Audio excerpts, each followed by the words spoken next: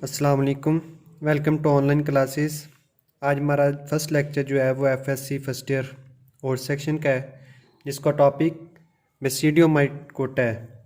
Fungi की हम classification पढ़ रहे थे, जिसमें से हमने 2 ग्रुप पढ़ लिए थे और थर्ड ग्रुप जो है वो है बेसिडियोमाइकोटा।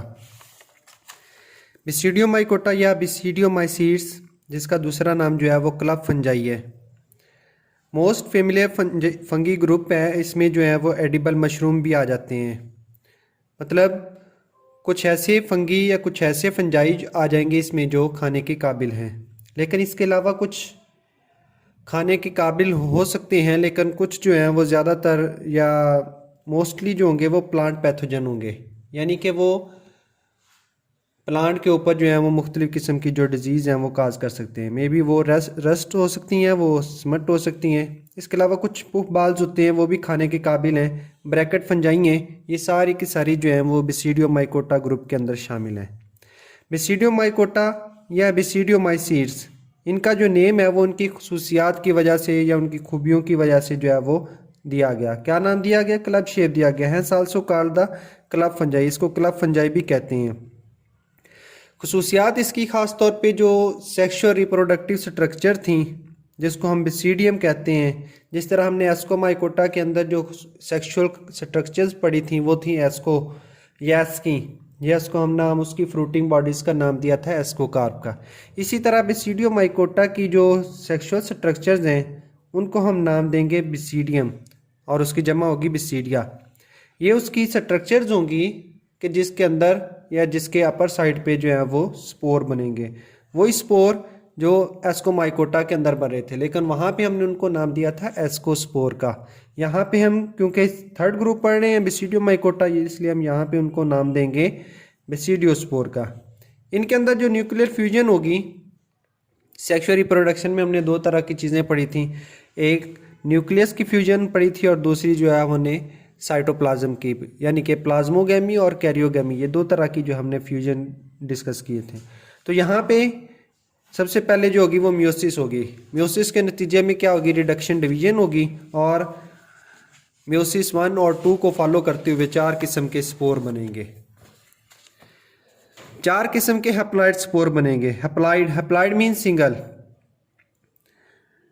सिंगल एंड जो स्पोर होंगे वो सेक्सुअल स्पोर होंगे, और उनको हम नाम देंगे बेसिडियोस्पोर का।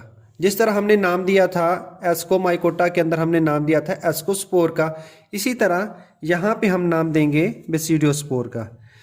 एस्कोस्पोर और बेसिडियोस्पोर में फ़र्क ये होगा कि एस्कोस्पोर क्योंकि बेसिडिया जो एस्की जो थे या एस्कस जो थे, एस्कोकार्प थे, उनके अंदर मर रहे थे।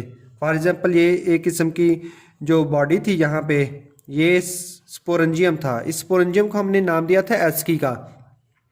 इस एस्की के अंदर बन रहे थे, उनको हमने नाम दिया था एस्कोस्पोर का। लेकिन यहाँ पे जब हम बात करेंगे बेसिडियोमाइकोटा के अंदर, बेसिडियोमाइसीड्स के अंदर या क्लब फंजाई के अंदर, तो यहाँ पे जो स्पोर बन रहे हैं वो उस स्ट्रक्चर के अंदर नहीं बनेंगे। आर बोन और नॉट इनसाइड, उसके ऊपर बनेंगे, उसके अंदर नहीं बनेंगे। जो अपर सरफेस है यहाँ पे ये वाले स्पोर जो होंगे, जिनको हम बेसिडियोस्पोर का नाम दे रहे हैं, वो यहाँ पे बनेंगे हर बेसिडियम के ऊपर। यहाँ पे इनके जो हाइफी होंगे वो सेप्टेट होंगे। सेप्टेट मीन कि वहाँ पे क्रॉस वॉल मौजूद होंगी। फॉर एग्जांपल इस तरह करके अगर उनका हाइफी है तो यहाँ पे उनके अंदर जो है वो क्रॉस वॉल मौजूद होंगी। एस्कोमाइकोटा और बेसिडियोमाइकोटा में पहला फ़र्क हमने पढ़ा कि उसमें जो स्पोर होते हैं एस्कोस्पोर, वो स्पोरेंजियम के अंदर बनते हैं, लेकिन यहाँ पे बेसिडियोमाइकोटा के अंदर जो स्पोर हैं वो बाहर ऊपर वाली सरफेस पे बनते हैं। दूसरा फ़र्क ये है कि एस्कोमाइकोटा के जो हाइफी थे वो एसेप्टेट थे, जिसको हमने कोइनोसाइटी कहा था, लेकिन बेसिडियोमाइकोटा के जो हाइफी हैं वो सेप्टेट हैं। वहाँ पे उनके अंदर क्रॉस वॉल हैं, उनके अंदर डिवीजन बाकायदा तौर पे मौजूद हैं। जब हम इनकी सेक्सुअल रिप्रोडक्शन की बात करते हैं तो इनका जो लाइफ साइकिल है, इसमें हाइफी तो सेप्टेट हैं, यानी क्रॉस वॉल मौजूद हैं, डिवीजन मौजूद हैं, सेपरेशन है, लेकिन जो सेल्स होंगे वो सेल्स यूनिन्यूक्लिएट होंगे। यूनिन्यूक्लिएट मीन कि उनके अंदर पूरे के पूरे सेल के अंदर एक ही न्यूक्लियस जो होगा वो मौजूद होगा। लेकिन ये हमेशा नहीं रहेगा, कुछ स्टेजेस पे ऐसे होगा, कुछ फेजेस पे ऐसे होगा ड्यूरिंग वन फेज, लेकिन दूसरी फेज में क्या हो जाएगा कि वो बाइन्यूक्लिएट हो जाएंगे, यानी एक ही सेल के अंदर दो किस्म के न्यूक्लियस मौजूद होंगे, जिसको हमने डाइकैरियोटिक फेज का नाम भी दिया था।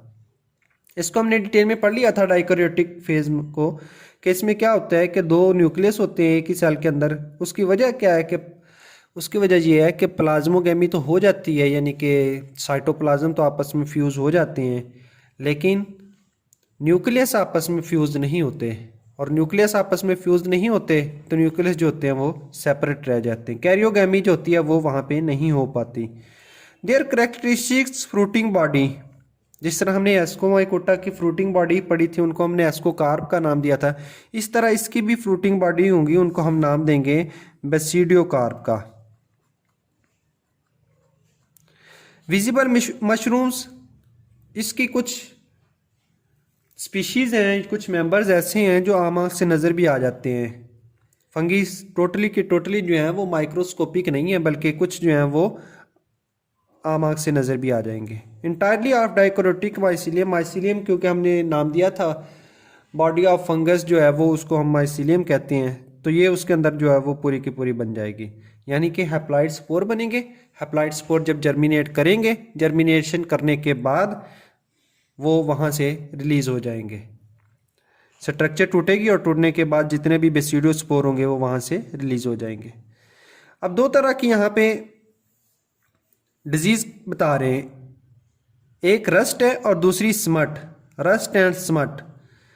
रस्ट जो है पक्सीनिया काज करता है और जो स्मट होगी वो आस्ट्रिलागो स्पीशीज़ का आएगी। आस्ट्रिलागो ट्रिटिसी जो है वो स्मट काज करेगी और जो पक्सीनिया होगी वो रस्ट काज करेगी। ये दो डिफरेंट डिजीज़ हैं गंदम की, वीट की, या इसके अलावा दूसरे जो अनाज होते हैं।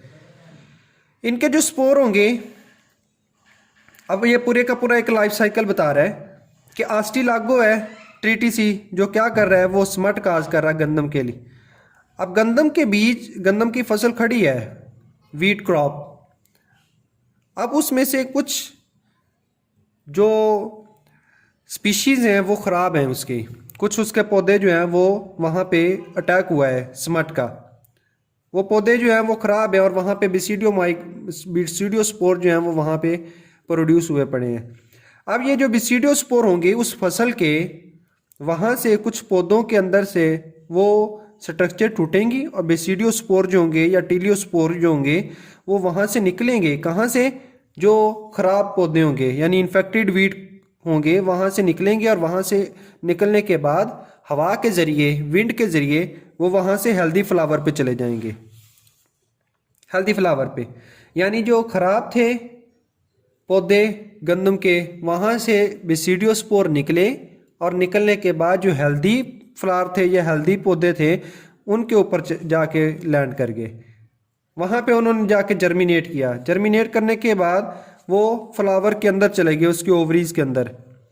फ्लावर के जो कार्पल पार्ट था यानी उसका जो ओवरी पार्ट था उसके अंदर वो पेनिट्रेट कर गए। अब अंदर चले गए, वहाँ पे वो बीज बना। ओवरी माइसीलियम जो थी वो स्प्रेड हुई, बिकम डॉर्मेंट, और वो सीड के अंदर आ गया। ओवरी जो थी वो सीड के अंदर कन्वर्ट होगी बीज के अंदर। बीज जो थे अब वो वहाँ पे जब उनकी कल्टीवेशन हुई और जब ग्रेन्स जो थे वो वहाँ पे सेपरेट कर लिए गए, फिर जब उन बीजों को हम अगली फसल के लिए उगाएंगे, अगले सीज़न के लिए, आज सोन नेक्स्ट सीज़न, अगली सीज़न के लिए उगाएंगे, तो वहाँ पे जो प्लांट उगेंगे, ग्रो करेंगे, उनके अंदर जो होंगे वो स्मट के स्पोर भी होंगे।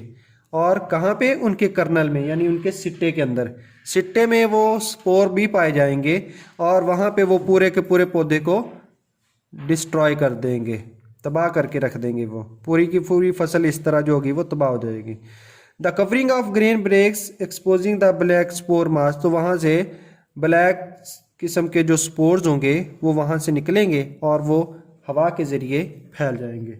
मतलब कुछ पौधों के अंदर ये मसला था गंदम के, और वहाँ से क्या हुआ कि वो बिखर गए, और बिखरने के बाद मुख्तलिफ़ किस्म के जो वीट प्लांट थे उनके ऊपर लैंड कर गए। वहाँ पे उनके ओवरीज के अंदर पेनिट्रेट किए। पेनिट्रेट करने के बाद उनकी ओवरी जो थी वो सीड के अंदर कन्वर्ट हो गई, बीजों के अंदर। बीज जो थे जब हमने अगली फसल के लिए उगाए तो उन बीजों के अंदर पहले से ही ये बीमारी मौजूद थी, स्मट के जो स्पोर थे वो मौजूद थे। तो वहाँ पे वो जो स्पोर जो थे उन्होंने क्या किया कि वो आगे नए पौधों के अंदर जैसे ही आए तो उन्होंने नए पौधों को जो है वो ग्रो नहीं करने दिया और वो फसल जो थी वो सारी की सारी तबाह हो गई। रस्ट जो होती हैं ये रस्टी या ऑरेंज येलो कलर के जो होते हैं ये होते हैं, और ख़ास तौर पे आपने देखा होगा कि बहुत सारे जो बीज होते हैं गंदम के वो टूटे हुए होते हैं और वहाँ पे जो आहिस्ता आहिस्ता वो पाउडर की शक्ल इख्तियार कर लेते हैं, आटे की शक्ल इख्तियार कर लेते हैं। तो वो सारी की सारी बीमारी जो होती हैं वो रस्ट है। यानी जिसमें ऑरेंज येलो कलर के आ जाएं स्पोर तो वो रस्ट स्पोर हैं, और जिसमें ब्लैक कलर के ख़ास तौर पे ज़्यादा आ जाएं डस्टी स्पोर उनको हम स्मट स्पोर कहेंगे। तो ये जो है ये पूरे का पूरा उसका लाइफ साइकिल है कि कैसे ये स्पोर फैलते हैं, कैसे ये निकलते हैं। यहाँ पे गंदम का पौधा है, यहाँ पे टीलियो स्पोर जो होते हैं बेसिडियो स्पोर ये यहाँ पे जर्मिनेट कर रहे हैं। जर्मिनेट करने के बाद वहाँ पे अगली फसल में मुंतकिल होते हैं इन्फेक्टेड, और वहाँ से जो होती है यंग सीडलिंग जो नन्हे पौधे जो निकल रहे होते हैं गंदम के वहाँ पे जाके ये हमला कर देती है। यानी इन्फेक्टेड से निकले हैं, जहाँ पे पहले ही हमला है वहाँ से निकले हैं, निकलने के बाद जो नए पौधे उग रहे हैं गंदम के वहाँ पे जाके ये क्या कर देते हैं अटैक कर देते हैं, उसकी माइसीलियम पे अटैक कर देते हैं। माइसीलियम के अंदर फिर वो चले जाते हैं, जाने के बाद वहाँ पे वो माइसीलियम जो थी उसका जो ओवरी है वो बीज के अंदर कन्वर्ट हो जाती है।